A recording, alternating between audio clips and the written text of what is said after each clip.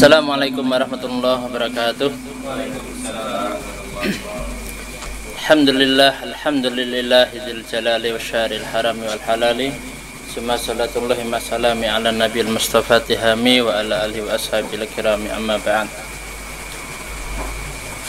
Pemirsa yang dirahmati Allah Subhanahu wa taala, ya, mari kita melanjutkan pembacaan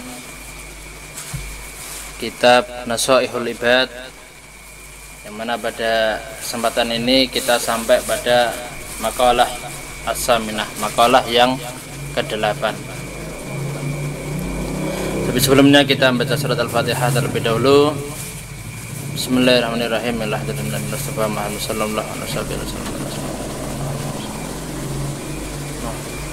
Fatihah. Bismillahirrahmanirrahim. Alhamdulillahirrahmanirrahim. Enggak namanya karena sana jalan siratan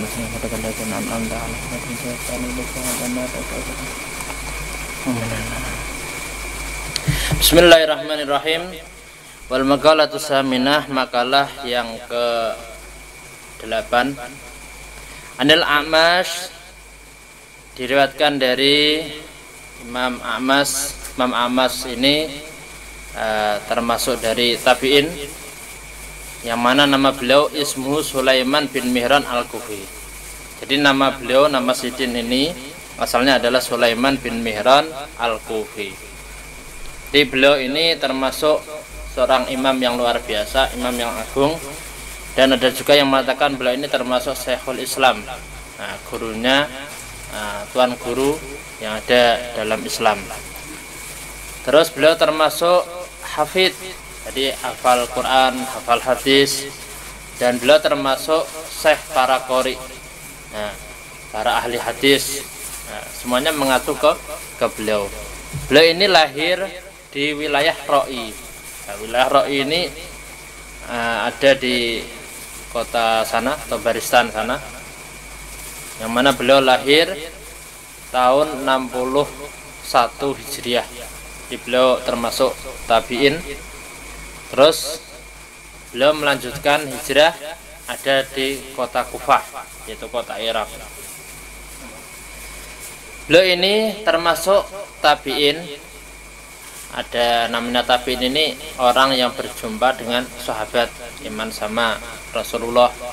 Jadi nemunya cuma sahabat. Kan ada itu Rasulullah, habis itu yang ada di sekeliling Rasulullah adalah para sahabat. Dan setelah sahabat Rasulullah setelah meninggal, ini dilanjutkan orang yang bertemu dengan sahabat namanya tabi'in. Beliau ini Al-A'masi ini, Al-A'mas termasuk tabi'in yang bertemu sahabat. Salah satu sahabat yang beliau temui adalah sahabat Anas bin Malik. Jadi sampai-sampai ada kisah, ada sedikit tentang beliau. Jadi Imam Ibnu Uyainah beliau mengatakan, jika engkau melihat Al-A'masi ini, jadi kalau sudah pakai pakaian biasa, pakai sepatu biasa gitu, sandal biasa, jadi seolah-olah pengen melihat seorang pengemis. Jadi tidak kayak perawakan kayak ulama besar, enggak, tapi sederhana sekali lah, sederhana sekali. Beliau punya juga jiwa yang mulia, punya jiwa yang mulia, sampai Imam Waqi ini, Imam Waqi bin Al-Jarrah, beliau mengatakan hampir 70 tahun ya, Al-A'masi ini tidak pernah ketinggalan takbiratul ihram bersama imam. Jadi tidak pernah luput dari salat berjamaah, tidak pernah. Jadi sudah azan itu sudah datang duluan, sudah ada di masjid ya. Jadi ada kisah unik mengenai beliau. Salah satu kisahnya adalah, jadi Imam siapa ini, Al-A'masi ini, beliau menuturkan ada seseorang yang dia itu menikah dengan bangsa jin. Terus jin tadi itu ditanyai sama Imam Al-A'masi tadi, ditanya tentang makanan apa yang paling disenangi oleh jin.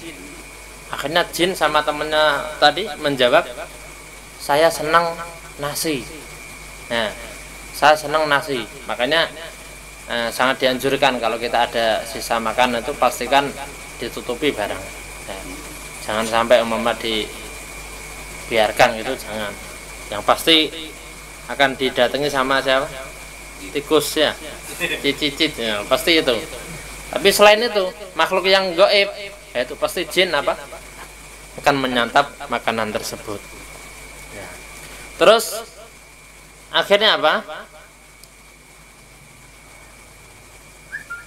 Akhirnya betul yang jin tadi kan dia jawabnya, jin ini senang makan nasi. Nah, ini si Imam Al-Amasi ini tidak langsung begitu aja percaya ndak. Nah, saya ingin buktinya. Nah, ketika nasi tersebut ditaruh, selang beberapa saat kok sudah berpindah, padahal tidak kelihatan. Nah, berarti ini nasi ini sudah dibawa sama si jin itu.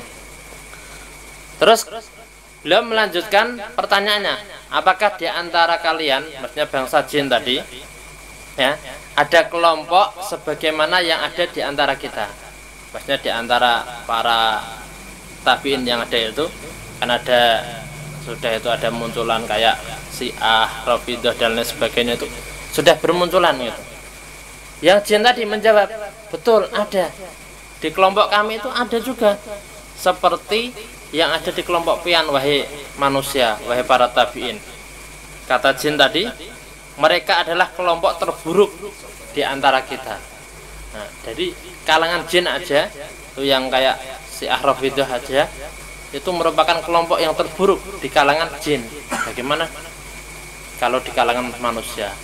Berarti ini menunjukkan apa?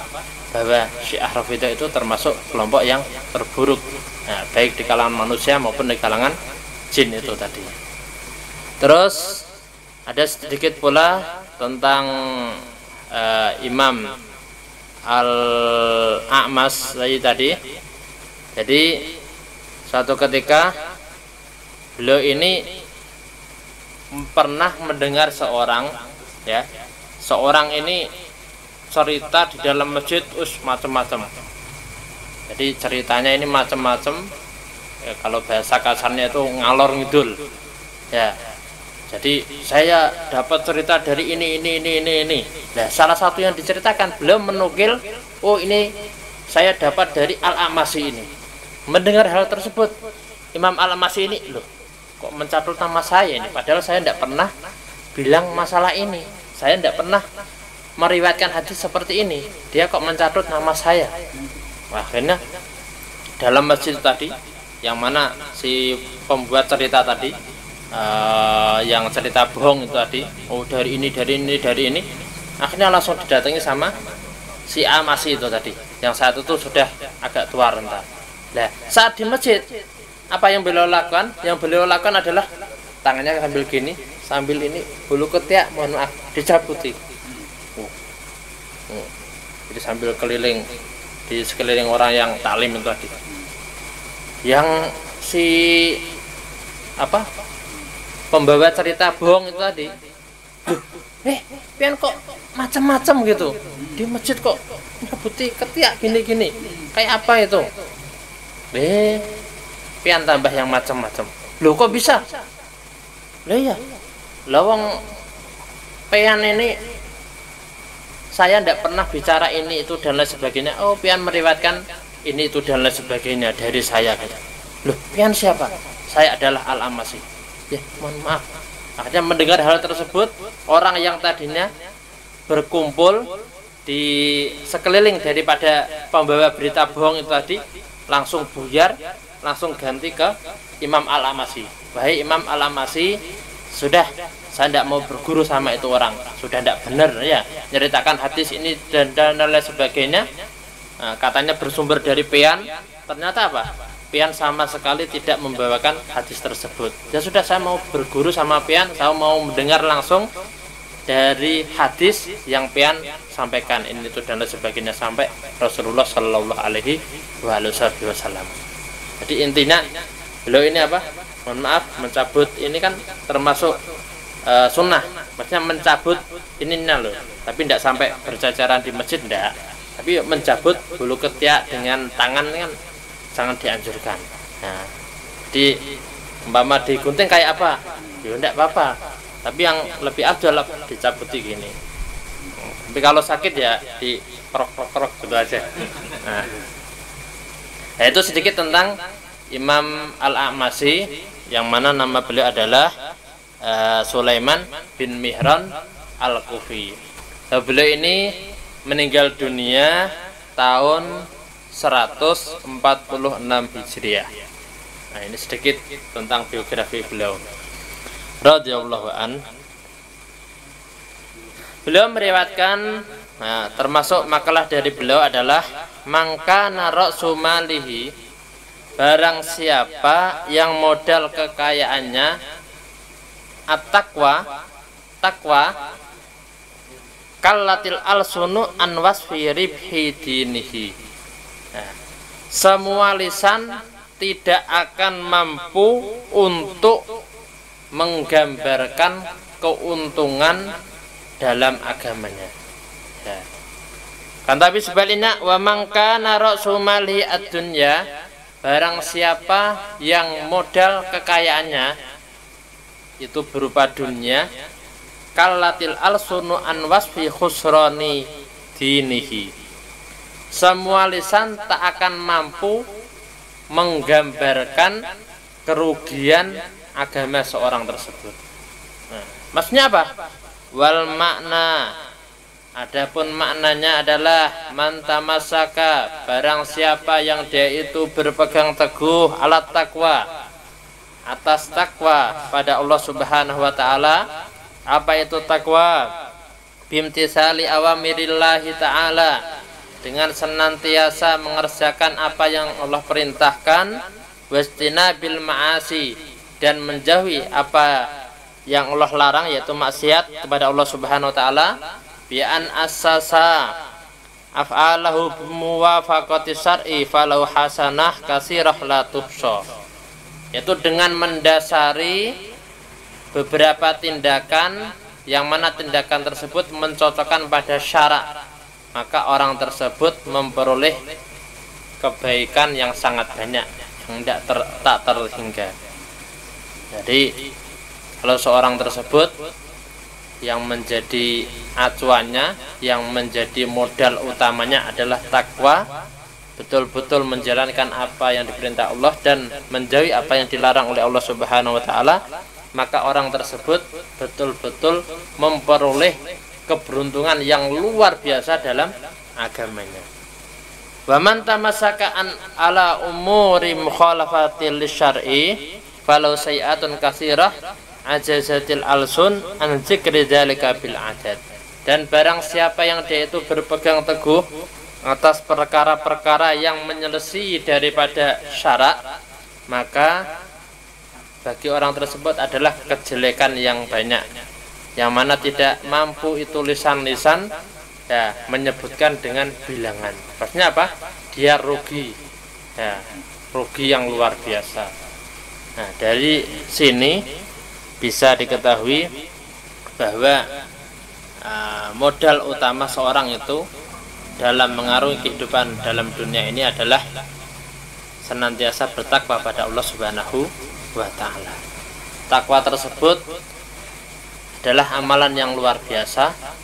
Takwa tersebut merupakan rukun dari 2 khutbah, yang mana apabila dia tidak melafadzkan itu lafaz takwa dalam khutbahnya, niscaya khutbahnya sah, tidak sah, tidak diterima. Ya. Kan rukun khutbah kan ada 5. Pertama, membaca alhamdulillah, memuji sama Allah Subhanahu wa taala dalam 2 khutbah, baik khutbah yang pertama maupun khutbah kedua. Rukun yang kedua adalah membaca sholawat kepada baginda Rasul dan kepada keluarganya, sholawat salam kepada baginda Rasul dan keluarganya, baik khutbah pertama maupun khutbah yang kedua.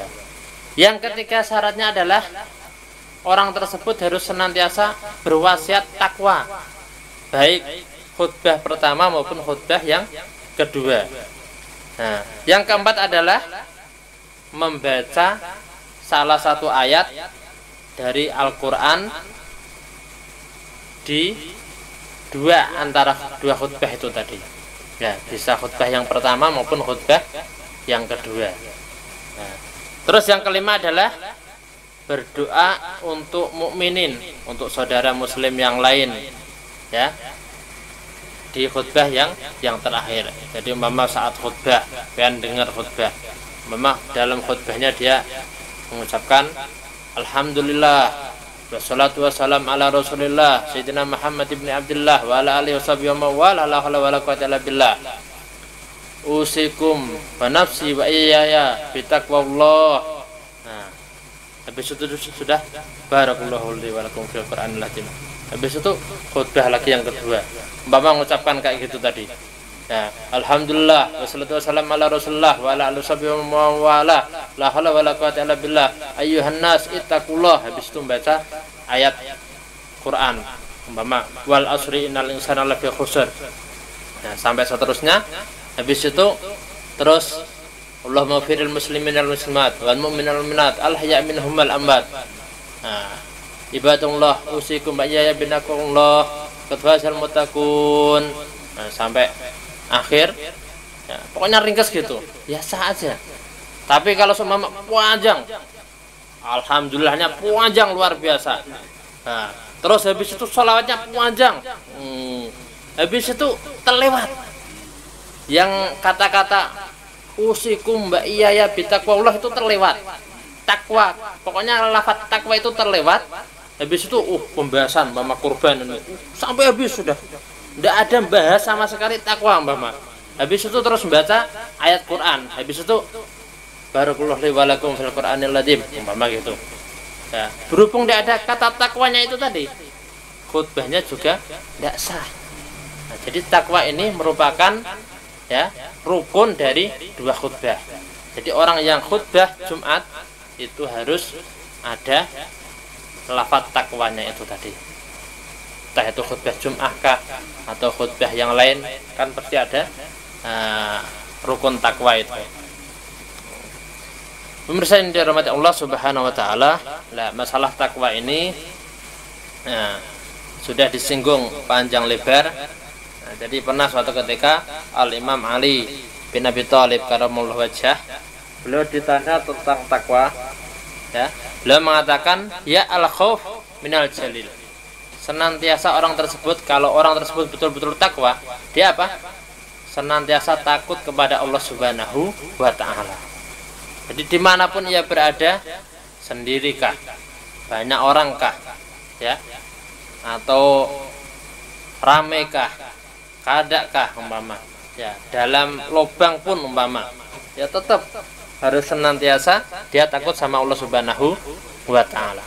Wal amal bitanzil, mengerjakan apa yang ada dalam Al-Quran yang diturunkan oleh Allah Subhanahu wa ta'ala. Islam berarti ya Al-Quran itu tadi.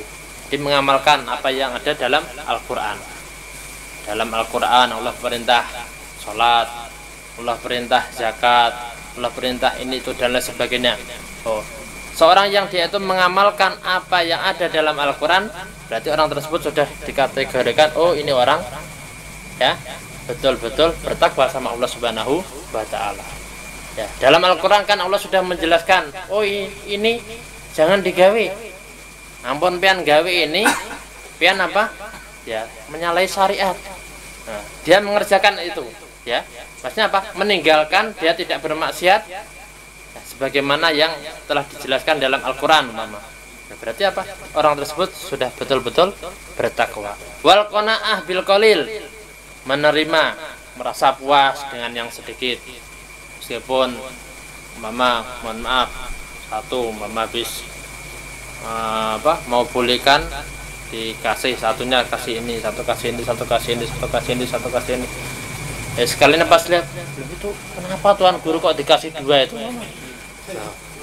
Ini kan umpama sampai terucap gitu, atau sampai dalam hatinya kok ada gitu, enak itu jadi tuan guru. Yang lain cuma satu, ada yang cuma sepotong, itu tuan guru dapat 2 gitu. Nah, itu berarti apa? Tidak nerima sudah ya. Nah, tidak nerima. Oh itu bini saya 1, itu kok 2 itu, apalagi 3 itu. Nah, ya terima apa adanya, terima yang sedikit itu ya.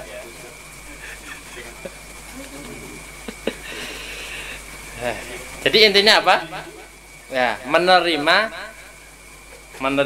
yang sedikit. Misalnya apa? Umpama jatahnya sedikit, ya sudah diterima aja sudah. Selanjutnya adalah kata beliau wal istidad liyaumir rohil. Jadi senantiasa mempersiapkan untuk hari kebangkitan, hari yang akan datang. Nah, jadi ini menurut Al Imam Ali karamullah wajah. Jadi takut sama Allah Subhanahu wa taala, menjalankan apa yang diperintah oleh Allah Subhanahu wa taala dalam Al-Qur'an, menerima sedikit ya. Maksudnya qanaah.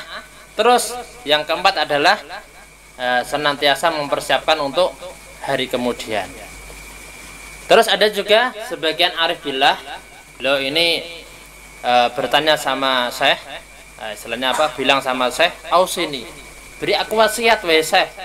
Biasanya kalau kita datang ke tuan guru atau tuan guru pas datang ada di sekitar kita, ya, mungkin habis ceramah, "Syekh, beri aku nasihat, beri aku bimbingan, saya mohon ini itu dan lain sebagainya." Ada yang mohon apa kayak, "Syekh, minta banyunya Syekh. Nah, Syekh mohon doakan ulun agar lekas nikah." Nah, umpama kayak gitu. Nah, kan macam-macam. Nah, ini ada juga sebagian arif ini dia datang ke syekhnya bilang, meminta, "Ausini, beri aku wasiat wahai Syekh." Kata Syekh tadi, "Usika, aku wasiatkan kepadamu biwasiati Rabbil alamin lil awalin wal akhirin." Yang mana aku wasiatkan kepadamu dengan wasiat Allah Subhanahu wa taala kepada orang yang terdahulu dan orang yang akan datang, yaitu wasiat Allah Subhanahu wa taala sebagaimana sudah dijelaskan dalam surat An-Nisa ayat 131. Allah Subhanahu wa taala berfirman, "Wa laqad wassaynal ladzina utul kitaba min qablikum wa iyyakum anittaqullah." Wa laqad wassaynal kitaba, wa laqad wassaynal ladzina utul kitaba, dan sungguh telah kami wasiatkan kepada kalian, kepada mereka yang diberi kitab itu tadi, min qablikum, dari sebelum kalian, yaitu orang Yahudi, orang Nasrani, itu semuanya sudah dikasih wasiat oleh Allah Subhanahu wa taala lewat para nabi yang ada, para nabi di zamannya. Wa iyyakum, dan kepada kalian wahai umat Rasulullah.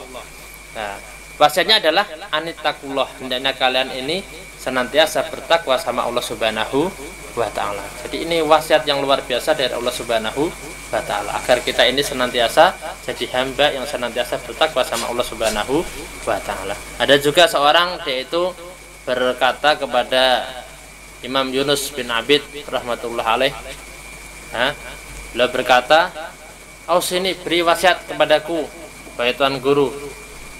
Maka Imam Yunus bin Abid tadi berkata, "Usika bitaqullah, aku wasiatkan kepadamu agar engkau senantiasa takwa sama Allah Subhanahu wa taala wal ihsan, dan senantiasa berbuat baik. Fa innallaha ma'al ladzina taqaw wal ladzina hum muhsinun." Karena Allah Subhanahu wa taala senantiasa beserta orang yang dia itu bertakwa dan orang tersebut senantiasa berbuat baik. Ya. Terus Imam Al-Ghazali beliau memberi gambaran pula tentang takwa. Beliau mengatakan, "At-taqwa kanzun azizun." Takwa adalah simpanan yang luar biasa, yang agung, yang mana siapa orang dia itu bisa mencapai simpanan tersebut, maka ia akan memperoleh mutiara, akan memperoleh permata, rizki yang banyak, rizki yang melimpah, yang luar biasa. Karena apa? Li'anna khairatid dunya, karena bagusan dari dunia itu maupun akhirat, dunia maupun akhirat itu semuanya tercakup dalam orang tersebut takwa pada Allah Subhanahu wa taala. Jadi takwa ini simpanan yang luar biasa. Nah, mari kita gapai ketakwaan tersebut. Terus dikatakan bahwa seseorang yang dia itu bertakwa sama Allah Subhanahu wa taala, dia akan memperoleh faedah yang luar biasa. Ya. Salah satu di antaranya adalah al-hifdzu wal hirasah minal a'da. Akan senantiasa dijaga dari musuh. Sebagaimana Allah Subhanahu wa taala dalam firman-Nya dalam surat Al-Imran ayat 120, wa in tasbiru wa tattaqu la yadurrukum kaiduhum syai'a, dan jika kalian bersabar dan bertakwa, la yadurrukum, pasti tidak akan menyusahkan kepada kalian, kaiduhum, tipu daya mereka, syai'an, sedikit pun. Jadi kalau seseorang dia itu sabar, takwa sama Allah Subhanahu wa taala, tidak akan ada sesuatu pun yang membahayakan pada diri orang tersebut. Terus faedah selanjutnya, kalau seorang dia itu bertakwa adalah islahul amal wa ghufranil dzunub.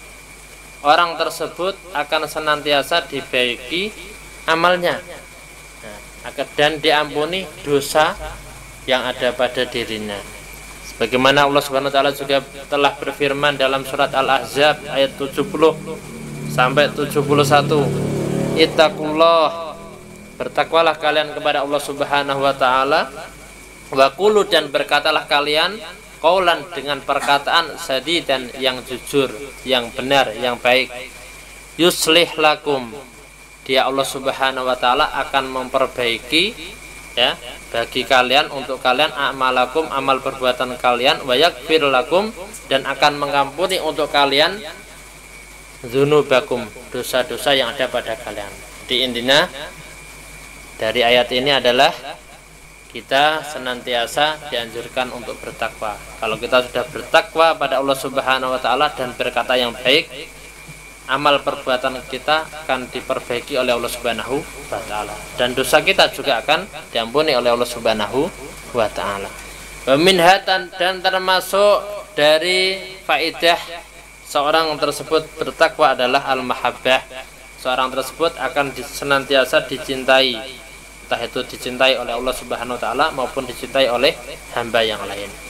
Lebih Allah Subhanahu wa taala sudah mengatakan dalam firman-Nya dalam surat Al-Imran ayat 76, fa innallaha yuhibbul muttaqin. Sungguh Allah Subhanahu wa taala senantiasa mencintai orang yang bertakwa. Jadi kalau kita ingin senantiasa dicintai oleh Allah Subhanahu wa taala, hendaknya kita menjadi orang yang bertakwa. Minha, dan termasuk faedah seorang tersebut bertakwa sama Allah Subhanahu wa taala adalah al-ikram. Orang tersebut akan dimuliakan oleh Allah Subhanahu wa taala. Dan sebagaimana dalam firman Allah Subhanahu wa taala dalam surat Al-Hujurat ayat 13, inna akramakum indallahi atqakum, sesungguhnya yang paling mulia di antara kalian di sisi Allah Subhanahu wa taala adalah orang yang paling bertakwa di antara kalian. Jadi kalau kita ingin mulia di sisi Allah Subhanahu wa taala, hendaknya kita menjadi orang yang bertakwa. Kita lihat bagaimana tuan guru yang ada, para habaib yang ada, mereka semakin dimuliakan oleh Allah Subhanahu wa taala karena apa? Ketakwaan mereka pada Allah Subhanahu wa taala. Wa minha al-bisyarah indal maut, dan termasuk di antara faedah orang tersebut bertakwa sama Allah Subhanahu wa taala, ia akan dikasih kabar gembira akan kematiannya. Nah, Allah Ta'ala berfirman dalam surat Yunus ayat 63 sampai 64, alladzina amanu wa kanu yattaqun lahumul busra fil hayatid dunya wa fil akhirah. Orang-orang yang dia itu beriman dan senantiasa bertakwa sama Allah Subhanahu wa taala, lahumul busra, maka bagi mereka adalah kabar gembira, fil hayatid dunya wa fil akhirah, di dunia maupun di akhirat, ya senantiasa dikasih kabar gembira oleh Allah Subhanahu wa taala. Yaitu bagi siapa? Bagi orang yang senantiasa iman sama takwa sama Allah Subhanahu wa taala. Dan termasuk di antara faidah takwa tersebut adalah an-najah minan nar, dia diselamatkan dari nerakanya Allah Subhanahu wa taala. Mungkin kalau orang selamat dari api dunia ini luar biasa ya. Mohon maaf sampai ada yang terbakar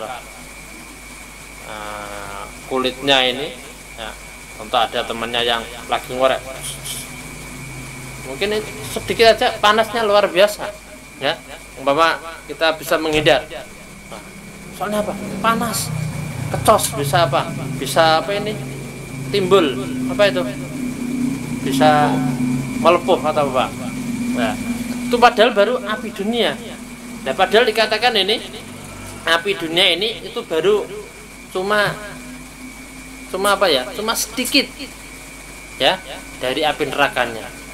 Sampai-sampai dikatakan itu andekan neraka ini itu lubang satu jarum, tidak sampai jarum penuh, yang pucuk, yang lancip itu andekan loh ya. Tapi jelas tidak mungkin ya. Andekan neraka ini lubang sepucuk jarum yang lancipnya itu, niscaya dunia ini akan kukut, apa ini? Akan lenyap. Dunia sama seisinya ini akan lenyap. Tapi jelas tidak mungkin ya. Sudah ada penjaga neraka. Yang jelas orang yang dia itu bertakwa sama Allah Subhanahu wa taala, ia akan selamat dari nerakanya Allah Subhanahu wa taala. Allah taala kan sudah berfirman dalam surat Maryam ayat 72, "Tsumma nunajjil ladzina taqaw." Kemudian akan kami selamatkan orang-orang yang senantiasa bertakwa sama Allah Subhanahu wa taala. Wa minha, dan termasuk dari faedah orang yang dia itu bertakwa sama Allah Subhanahu wa taala adalah al-khulud fil jannah.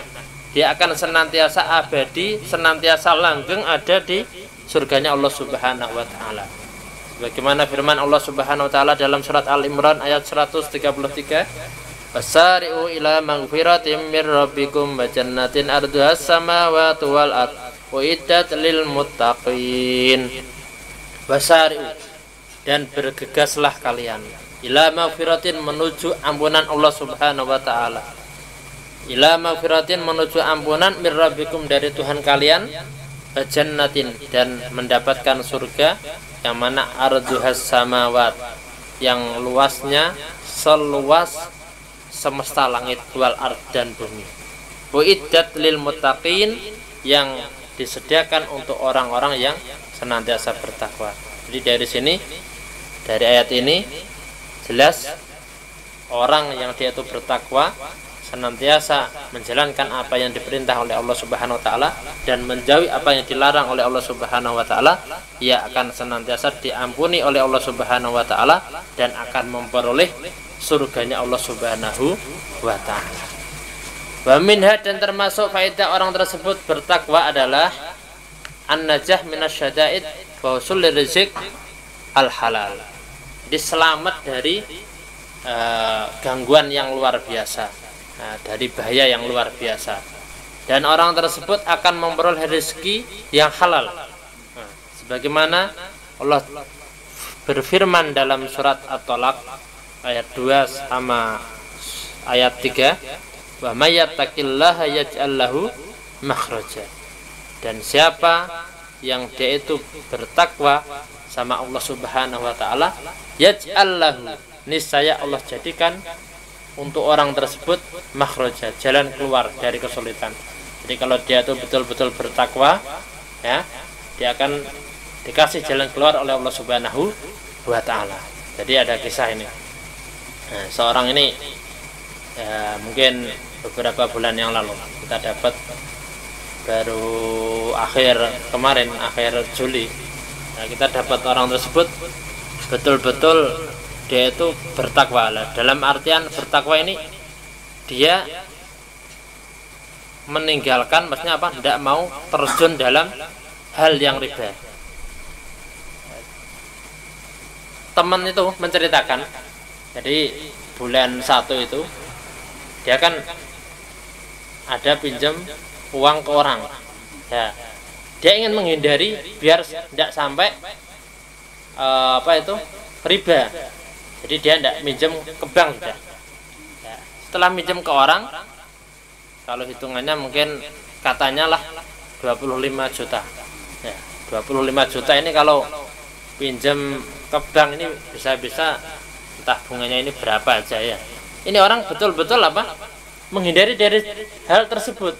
Ya, dia betul-betul bertakwa sudah menghindari agar terhindar dari hal riba itu tadi. Sudah pinjam orang, dia bilang sama si pemilik uang itu tadi, ini saya pinjam uangnya ya, nanti saya kembalikan, insya Allah saya bisa nyicil itu satu bulan itu cuma 2.500.000.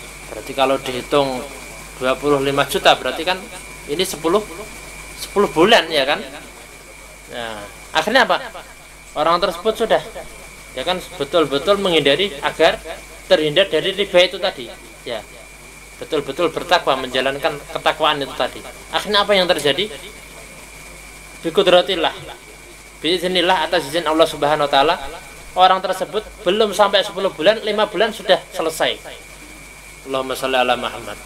Jadi luar biasa ini ya. Jadi kalau orang tersebut betul-betul mau bertakwa ya, mau menjalankan apa yang diperintah oleh Allah Subhanahu wa taala dan mau menjauhi apa yang dilarang oleh Allah Subhanahu wa taala. Dalam contoh ini adalah dia betul-betul meninggalkan riba itu tadi ya. Yaj'allahu makhraja. Allah jadikan orang tersebut jalan keluar, dikasih jalan keluar. Entah bagaimana caranya, Allah yang ngatur ya kan. Soalnya kan apa? Hamba tersebut, oh ini hamba saya betul-betul menjauhi dari perkara riba ini tadi. Ya sudah, saya kasih jalan keluar, entah bagaimanapun caranya. Jadi yang sebelumnya ini 10 bulan baru bisa lunas, biiznillah 5 bulan lunas sudah 25 juta. Dan saya tanya, kayak apa itu? Ya tidak tahu. Apa? Kalau dipikir secara nalar, tidak mungkin kayaknya. Tapi Allah yang berkehendak. Oh, ini berarti apa? Membuktikan bahwa yattaqillaha yaj'al lahu makhraja. Barang siapa yang dia itu bertakwa sama Allah Subhanahu wa taala, betul-betul menjalankan apa yang diperintah oleh Allah Subhanahu wa taala dan menjauhi apa yang dilarang oleh Allah Subhanahu wa taala, niscaya orang tersebut akan dijadikan, akan dikasih jalan keluar oleh Allah Subhanahu wa taala. Terus warzuqhu min haitsu la yahtasib, dan orang tersebut akan senantiasa dikasih rezeki dari arah yang tidak disangka-sangka.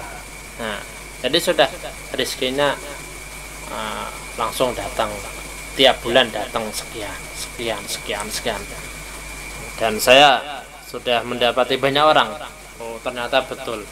Ini orang dia itu betul-betul takwa menjadi modal utamanya, betul dikasih jalan keluar oleh Allah Subhanahu wa taala. Rezekinya tak taunya dapat ini, terus dapat ini lagi.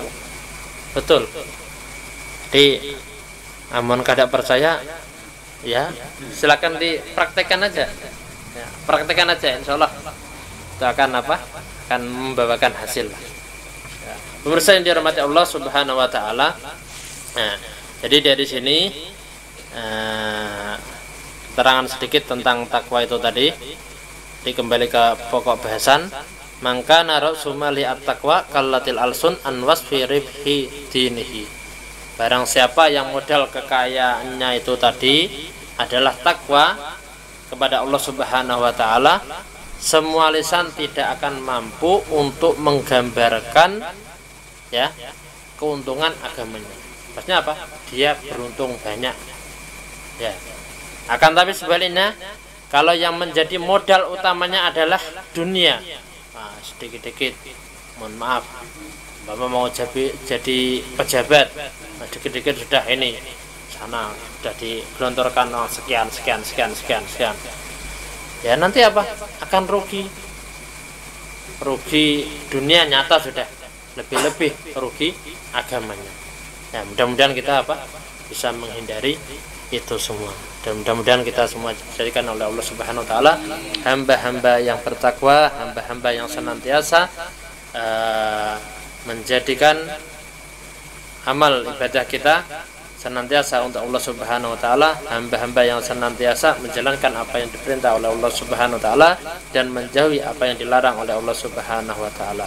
Mudah-mudahan dunia tidak sampai ada di hati kita, cukup di tangan saja. Mudah-mudahan kita dijadikan oleh Allah Subhanahu wa taala hamba-hamba pilihan Allah Subhanahu wa taala. Amin amin ya rabbal alamin. Hadza minni wa lakum minkum. Wassalamualaikum warahmatullahi wabarakatuh.